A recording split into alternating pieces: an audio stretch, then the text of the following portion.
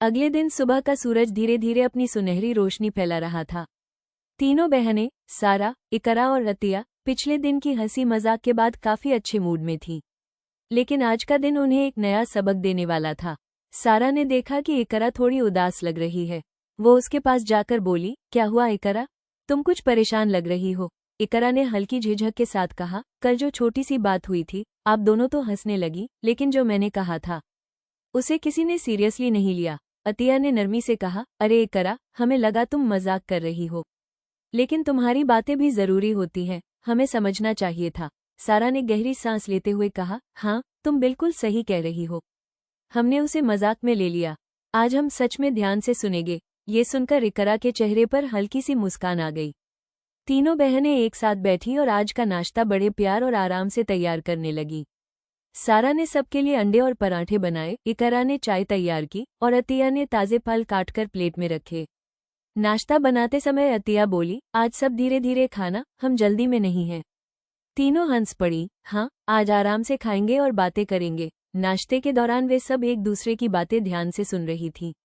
इकरा ने कहा, कल की छोटी सी लड़ाई के बाद मैंने सोचा कि हमें एक दूसरे की भावनाएं समझने की जरूरत है। सारा ने नरमी से कहा, हाँ, हम सिर्फ मजाक ही न करें, बल्कि एक दूसरे की बातों को भी महत्व दें। अतिया ने भी कहा, जब हम एक दूसरे की बात सुनते हैं, हमारा रिश्ता और मजबूत होता है। आज मैं सच में खुश हूँ। नाश्ते के बाद तीनों बहनें बगीचे में बैठ गईं। सूरज की हल्की रोशनी उनके चेहरों पर सुनहरापन बिखेर रही थी। अतिया ने फल की प्लेट एक तरफ रखते हुए कहा, चलो आज कोई खेल खेलते हैं, लेकिन इस बार हम एक दूसरे की बात भी सुनेंगे। सारा और इकरा ने खुशी से कहा, हाँ, आज खेल, मजाक और साथ साथ सम्मान भी। खेलते समय छोटी मोटी लड़ाइयाँ और हंसी मजाक फिर हुए, लेकिन इस बार सबने अपने भावनाओं पर काबू रखा।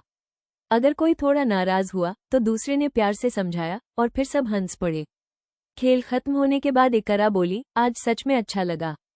मैंने सीखा कि प्यार सिर्फ हंसने में नहीं, समझने और सब्र करने में भी है। सारा ने प्यार से कहा, बिल्कुल, छोटी छोटी लड़ाइयाँ नाराजगी ला सकती हैं, लेकिन अगर हम प्यार और समझ से बात करें तो हर समस्या हल हो जाती है।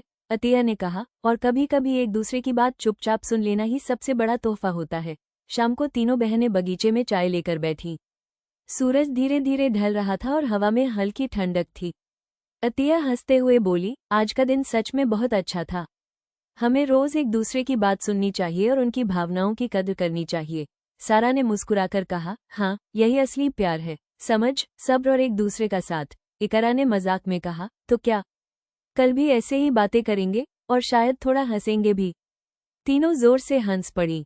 वे जान चुकी थी कि छोटी छोटी लड़ाइयाँ, हंसी मजाक और सबसे बढ़कर एक दूसरे की भावनाओं को समझना ही उनके रिश्ते की असली ताकत है।